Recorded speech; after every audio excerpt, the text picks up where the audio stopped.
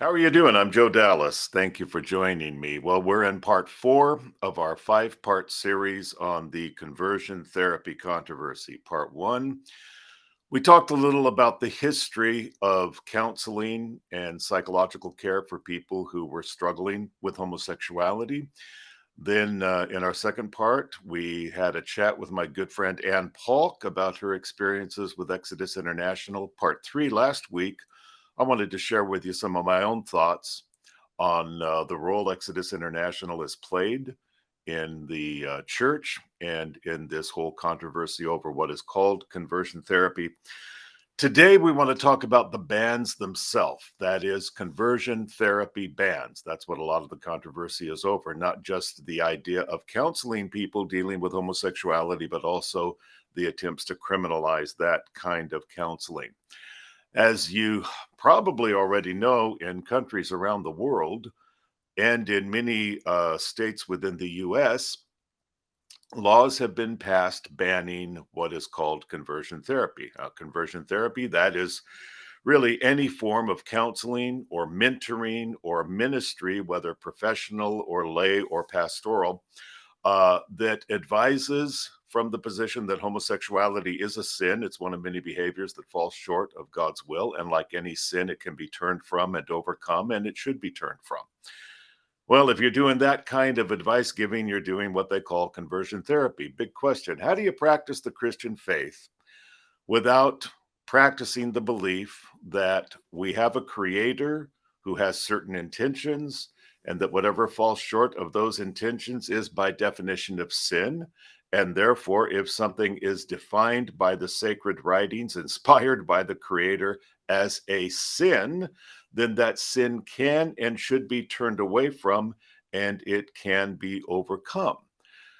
You do not have the right to pressure or coerce other people to believe that, but you certainly have the right to express that belief and to practice it in your own church and in your own life for that matter. How do you practice the Christian faith without being able to live out those principles? You can't. You simply can't.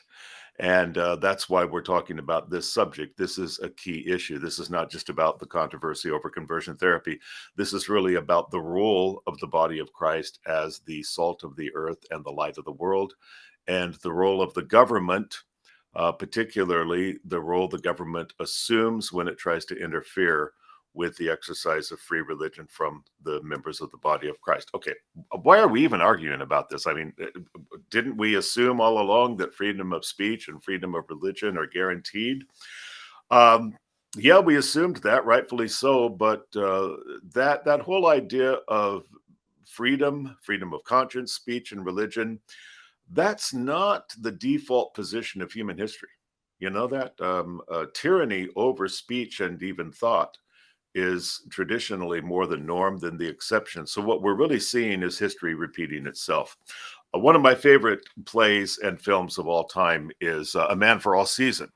You probably saw that story of Sir Thomas More. He was the Lord High Chancellor to King Henry VIII. In the story, and indeed in the history books, we see that King Henry VIII wanted to dump his wife Catherine, who did not bear him sons. And he wanted to marry Anne Boleyn, who he was flat out crazy about. And he wanted approval for that decision. Well, his Lord High Chancellor, Sir Thomas More, a man of great conscience and thereby called a man for all seasons, he said, hey, can't do it. I mean, I love you, sir, but I can't approve of your marriage. So King Henry said, well, hey, if the church isn't going to go along with me on this, to heck with the church, I'm going to abandon that, and I'm going to establish my own rules. I'm going to establish my own church, and I'm not going to allow anybody to publicly disapprove of my annulling the marriage to Catherine and then marrying Anne Boleyn. And anybody who tells me I shouldn't is going to be deemed a traitor. Well, at first, everybody was pretty much cowed into silence, but even that wasn't enough. So King Henry VIII said, you know what? I'm afraid that even though people may not be outspoken about it, there are still some people who disagree with me. So now I'm going to put out a declaration. Everybody is going to have to sign it saying they support my marriage. Well, here Sir Thomas felt pushed up against the wall, and he said, hey, I just can't do it. and that decision would cost him his life. It was the case of a practice evolving into promotion, evolving into prevention. King Henry wanted to practice the sin of adultery. He wanted to promote the acceptance of that sin. And then he wanted to prevent anyone from voicing any disapproval of it. Well, that's why I say history is repeating itself. It's a common cycle: practice, promotion, prevention. And why does it keep repeating itself? Heck, because it works. It's working today, at least in the natural sense. And it's certainly working regarding this issue: practice, promotion, and prevention. Let's start with the first part of the cycle: practice. Back in the summer of 1969, the gay rights movement was pretty much officially birthed with the uprising at the Stonewall Inn, a gay bar in Greenwich Village that the police were raiding, and the patrons fought back, and there was a large-scale riot. And that was pretty much the first time collectively members of the gay community, they didn't even call themselves that at the time, but people who were openly homosexual felt like, hey, we're united. We're united in a cause. And they looked at the civil rights movement and the women's movement, and they said, hey, they have learned how to unite around their identity. We ought to do the same. We are going to demand the right to practice homosexuality. They didn't put it in those terms, but that's basically what they were saying was, hey, we have the right to be gay. We have the right to engage in sexual and or romantic relationships with members of the same sex. We make a demand that right be recognized, the right to practice. Then around the 1980s, there came the demand to promote as well. And that's when you saw the promotion of homosexuality as normative in many different films, in different textbooks that started showing up in our schools, and certainly in a number of laws that were passed. There was first then the demand to practice, and then the demand to promote. And then, around the late 80s, early 1990s, there started to also come the demand to prevent. I remember those days. That's the days when gay activism took a very militant stance and began shutting down voices of people who challenged the idea that homosexuality is normative. And now that demand has finally escalated to the point of criminalizing opposition to homosexuality in counsel or in pastoral care. That's where we are today. It's an old story. How does it happen? Well, these bans on conversion therapy, so-called, they didn't just pop out. They didn't happen out of context. You know, you can't just suddenly impose these new limitations on people. You got to get the environment ready for it. And that means public opinion, right? That's why Abraham Lincoln said, whoever can change public opinion can change the government. How then? If we want to prevent anybody from speaking out against homosexuality, we're going to have to make it illegal to speak out against homosexuality. Now, how are you going to do that without public opinion? Well, you won't. So, thus began three tactics that activists have successfully used over the years to change public opinion: intimidate, influence, indoctrinate. Intimidate, influence, indoctrinate. Let's look at each of these. Intimidate. That basically means if we can't change your mind, we will at least change your belief that it's free to speak your mind. If I can't convert you, I at least am going to make it hell for you to say what you really think, and I will change your mind about your right to speak freely without interference, because, baby, I am going to interfere. That's the intimidation tactic, intimidate. That was done to great success back in 1973. The early gay rights movement knew that it needed to get people to classify homosexuality from a sin to something moral, from something abnormal to something moral. One of the best ways to do that would be then to change the minds of the public influencers. One of the greatest public influencer, of course, when it came to classification of what's normal and not, was and is the American Psychiatric Association. So tactically, it was actually very smart for gay activists to say, hey, let's start targeting the conventions of the American Psychiatric Association and persuade them to change their minds about how they classify homosexuality, which had been, of course, officially classified as a disorder. And so in the early 1970s, they began doing what they called zaps, where they would show up at the conventions of the American Psychiatric Association, which were not like well-guarded conventions. These were professional conventions of psychiatrists and psychologists and different psychotherapists, just basically a bunch of peaceful professionals. And the activists started literally invading the convention space, taking over the floor, grabbing the microphone from the speakers and saying, "You're going to listen to us. We're not going to listen to you. We're taking over. We're interrupting this meeting. We are demanding that you people change the diagnostic status of homosexuality." They basically ambushed, took over, even demanded that they, as activists, not as psychiatrists, be included in further discussions about the diagnostic status of homosexuality. A terrific account of that, which I mentioned in an earlier episode, is by Dr. Ronald called Homosexuality in American Psychiatry, The Politics of Diagnosis. Now, Baer is pro-gay, entirely sympathetic to the gay rights movement. Yet even he, in describing those events, said, and I quote, "The entire process from the first confrontation organized by gay demonstrators seemed to violate the most basic expectations about how questions of science should be resolved. Instead of being engaged in sober discussion of data, psychiatrists were swept up in a political controversy. The result was not a conclusion based on an approximation of the scientific truth as dictated by reason, but was instead an action demanded by the ideological temper of the times." Whoa, that's intimidation. Well, you know what? It worked. And that was a lesson that gay activists were never going to forget. So in the mid-1980s and early 1990s, in response to the AIDS crisis and their demand for more treatment availability, and also the demand that people publicly stop declaring that homosexuality is a sin, much less a sin that can be repented of, groups like ACT UP, the AIDS Coalition to Unleash Power, and Queer Nation were formed. I spoke at a number of conferences where those groups showed up. Not that we had anything to do with AIDS treatment, but they decided that any voices like ours, Christian conservative voices on this issue, had to be silenced. Those were public disruptions that basically said, we're not just going to publicly disagree with you. We're not just going to protest publicly. We're going to prevent you from talking. As I said, that's intimidation. It worked. I remember very well how many churches and Christian organizations kind of caved on the issue and said, well, look, if we say anything publicly about homosexuality, those radical gay groups are going to show up. They're going to disrupt our church. They're going to vandalize our property. They're going to terrorize our people. They're going to make everybody afraid. It's too much hassle. We're intimidated. Yeah. Intimidation works. It's the bully in the schoolyard. Why does he do it? Because he can, and he knows he'll get away from it, with it, I should say. So intimidation.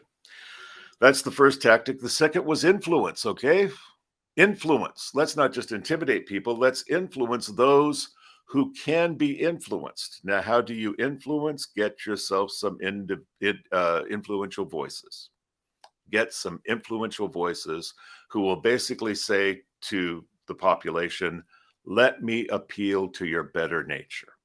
Let me appeal to your better nature. Let me influence you to believe that it's wrong to say that homosexuality is wrong, that it's damaging, that it's hurtful. That's how you influence people who can be influenced. So I remember, for example, back in 1992, Barbara Walters did a special on treatment of homosexuality from a conservative position. And after interviewing the likes of Dr. Joseph Nicolosi and others who provided that treatment, she ended the program by saying, we are still talking about prejudice. She was a very influential woman. And Barbara Walters is saying that it's prejudice to offer help to homosexuals who say, hey, I don't want to be gay. I don't want to live this life. I want to have a different way of living. Can you help me? If you help them, no. That's prejudice. That's coming from a very influential woman. Well, that was in 1992. It got worse in 1998. I remember very well when a number of Christian organizations like Focus on the Family and the Christian Coalition and the American Family Association all got together, joined forces to fund some advertising. They advertised the testimonies of people who had walked away from homosexuality, people who were called at that time ex-gay, had repented of that as a sin and were living new lives. And they took out full-page ads in, major newspapers around the country. It was pretty controversial. It was a very daring thing to do, very bold thing to do. Well, that same year, there was a terrible tragedy. A young gay man named Matthew Shepard in Laramie, Wyoming, was murdered pretty brutally by two men who basically enticed him into their car. The details are sketchy. It looks as though there was some sort of a drug deal going on, but the bottom line is they drove him out to an isolated area in Wyoming and beat him to death. Beat him near to death, I should say, and then tied him to a fence out in the freezing snow and left him there to die. Horrible, horrible crime. Well, the media seemed eager, not just to say what a terrible crime it was, but to indict the Christian church for the crime against Matthew Shepard. So 𝗬𝗘𝗟 on, I believe it was Good Morning America, was interviewing the governor of Wyoming, Governor Jim 𝗤𝗓𝗟. And she was talking to him about this murder of Matthew Shepard and what a tragedy it was. And then she said to him, Governor, do you think that those ads that those Christian organizations took out somehow contributed to this murder? And she said, and I quote, the ads seem to be saying, if I meet someone who is homosexual, I'm going to take action and try to convince them or try to harm them. Do you believe that such groups are contributing to this climate? Wow. That was a heck of a leap, saying that if you take out ads of people overcoming homosexuality, you are inspiring people to try to force homosexuals to change and even to harm them. Well, she's not the only one who took that tact. NBC's David Gregory reported saying, have the ads fostered a climate of anti-gay hate that leads to incidents like the killing of Matthew Shepard? Here, the media, as always, seemed eager to believe the very worst about the Christian position and indict it for the most horrendous crimes. Now, never mind the fact that the men who killed Matthew Shepard did not identify as Christians. Never mind the fact that they were not young men who attended church. Never mind the fact they probably never even saw or heard of those ads. And never mind the fact that there has never been any link made between those advertisements about Christian testimony and the brutal murder of one person or of any violent crimes. The goal was influence. So here you've got news media influencers, journalists telling people the Christian position on homosexuality is prejudice and that it is dangerous. But that's not enough. You also get celebrity influence. Back in 2011, there was a rash of teen suicides. Many of the suicides were young gay teenagers, a number of them. It was horrible. And it was inexplicable, really, because it all seemed to be happening within the period of a few months. Now, none of them left suicide notes saying, I'm killing myself because I think God hates me. I'm killing myself because the church told me I'm worthless. I'm killing myself because I have Christian parents and they've made me feel like dirt. Nobody said that, but hey, that didn't stop the comedian Kathy Griffin from going on the Larry King show in the aftermath of these suicides and saying, and I quote, the politicians, so-called religious leaders and pundits who have made careers out of saying that being gay is wrong or immoral or gays are somehow less than, they all have blood on their hands. All you anti-gay public figures, and you know who you are, you have the blood of these gay teens on your hands. So if you were a pastor or a politician or a community leader or any person of influence who held the Christian position on homosexuality and stated that position, you had the blood of these gay suicides on your hands. The comedian 𝗬𝗢𝗥𝗏𝗧𝗏 echoed the same sentiment when she said, quote, in the church, they teach that homosexuality is wrong. They pretty much give permission to disrespect and cause harm to gay and lesbian community. Hold on there. On the Larry King show, you have an influential comedian actress saying that if you and your church teach that homosexuality is wrong by doing that, you are giving the members of your church permission to not only disrespect, but cause harm to the gay and lesbian community. That's what led the actress Ashley Judd in 2017 during a women's march to refer to, and I quote, electroconversion therapy, the new gas chambers turning rainbows into suicide notes. So now what is called conversion therapy includes electroshock therapy, and it is the new quote unquote gas chamber turning rainbows into suicide notes. That's influence coming from the journalist, highly regarded journalist Barbara Walters, from highly regarded actors, actresses, comedians, And then there's the influence of the online influencers themselves. Matthew Gatheringwater, who wrote in Religion and Ethics News Weekly, wrote, in light of these suicides, if you attend a church that preaches that homosexuality is a sin or a disorder, you are promoting hatred and giving permission to violence. Yeah, that's you. If you're a member of any conservative Christian church, any Southern Baptist church, Assemblies of God church, Calvary Chapel, Foursquare, any conservative Bible-believing church, whether denominational or independent, if that church teaches the biblical definition of marriage and sexuality, you are promoting hatred. You are giving permission to violence. Hey, that's what the influencers were saying, never mind the facts. Fact is, the University of Kentucky assessed various sources of influences on teens, and they found that 51% of teens were primarily influenced by friends. No surprise there. 49% of them were influenced by parents. 31.5% were influenced by school. 19% were influenced by the church. Doesn't sound like the church has that kind of influence over teenagers that it could inspire them to hurt gay people, much less cause gay suicide. The fact is, David Gibson, the religion editor of Politics Daily, said, quote, there is no evidence that those who harassed these teens were chiefly or even in part influenced by religious teachings. The fact also is the American Foundation for Suicide Prevention went on record saying, quote, suicide attempts in this population, teenagers, have been linked to a variety of factors. Mind you, this is the American Foundation for Suicide Prevention. What were those factors? Gender nonconformity, lack of support, family problems, violence, victimization, early sexual debut, and mental health problems, notably depression and substance abuse or dependency. Where's religion in that? Nowhere.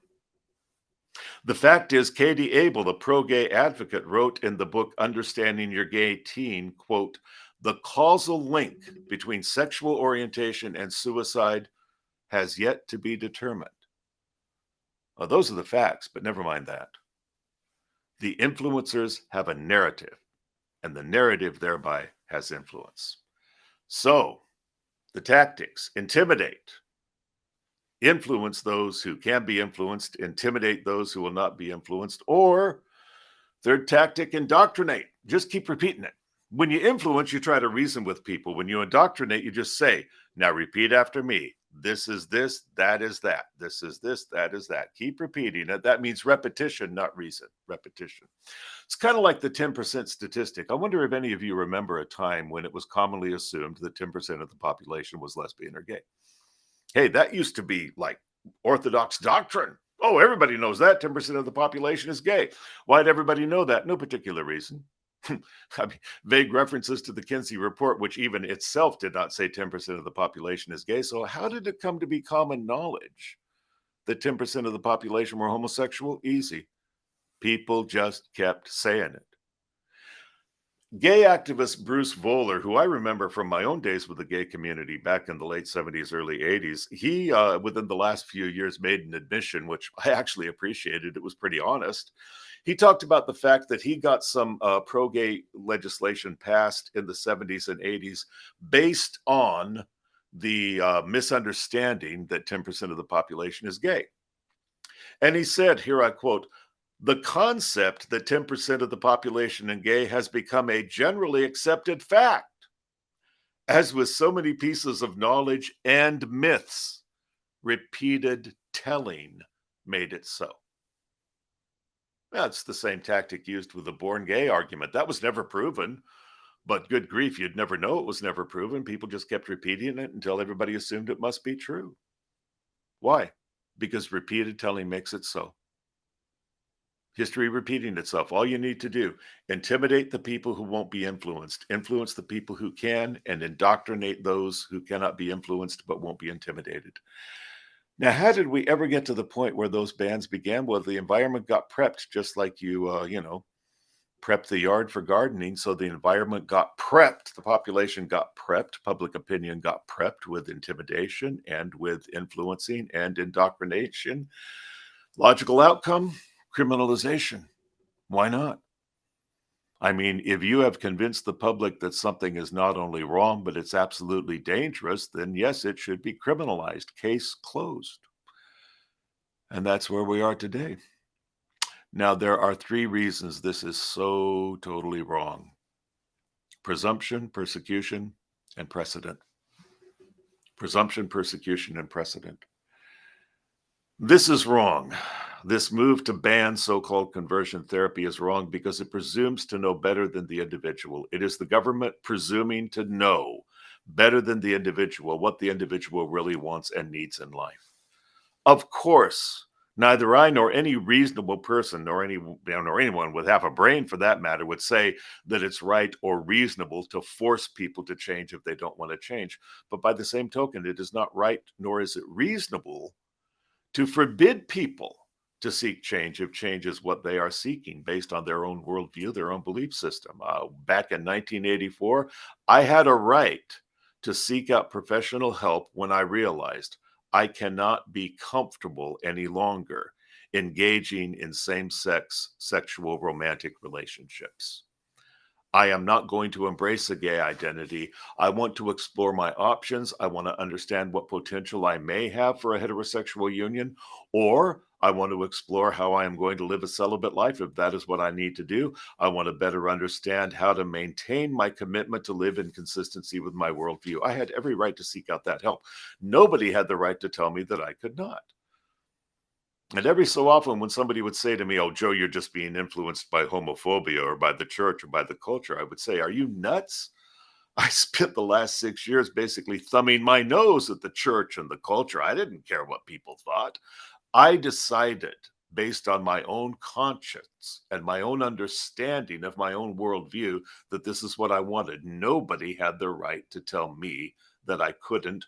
Nobody had the right to tell people that they couldn't help me do that. And what is true in 1984 is just as true today." So this whole attempt to ban conversion therapy is wrong because of presumption. It is the government presuming to know better than the individual, presuming it has the right to override the individual. It is also persecution. Yeah, I know we shouldn't throw that word around easily. Yes, I know those of us who counsel people who are repenting of homosexuality, we're not being lined up against the wall in front of a firing squad. I know that. But persecution doesn't just mean killing people. It doesn't even just mean throwing people into jail. It means limitation, literally. When you are limiting the capacity of another person to function, including their capacity to speak and to express and to teach and to live out their faith, yeah, that's persecution. So limitation is definitely a form of persecution, and that is wrong. There's also the problem of precedent. This one scares me, really. Precedent. Because what's happening in these bans on conversion therapy, a precedent is being set by which the state is saying to the church, "We know better than you do what you should or should not teach." Now, religious freedom, for sure, it's a limited freedom, and it should be a limited freedom. If your religion teaches you that it's all right to beat your children and abuse them, then no, that's where your religious freedom stops. If your religion teaches you that women are property and you can use them or abuse them any way you see fit, your religious freedom stops when you start abusing another human being. Absolutely true.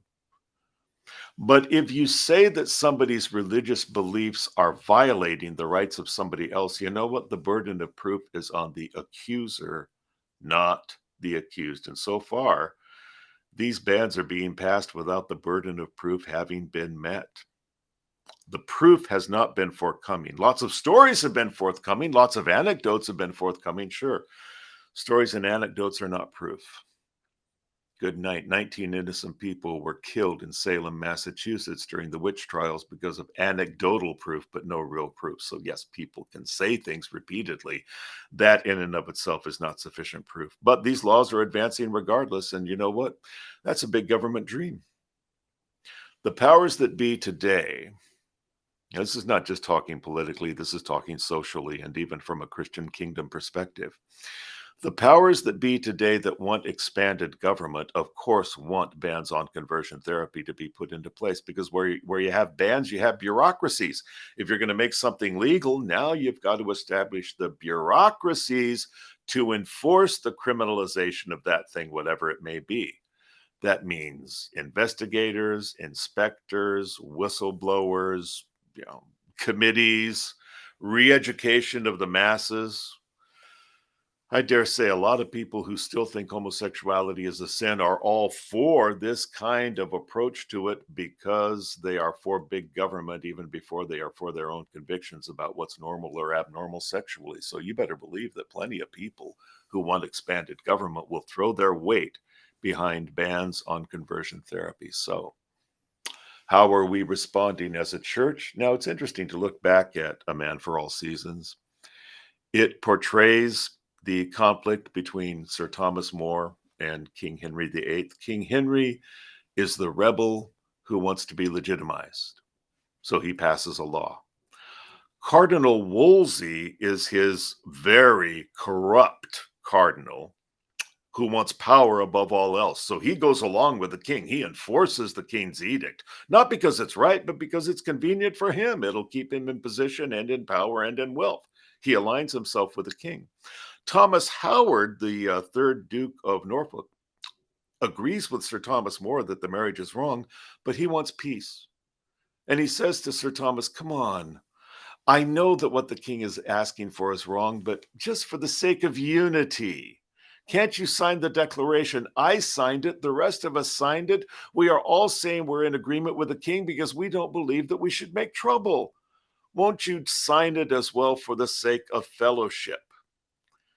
Sir Thomas More, he wants fellowship and he wants peace, but not at the expense of integrity.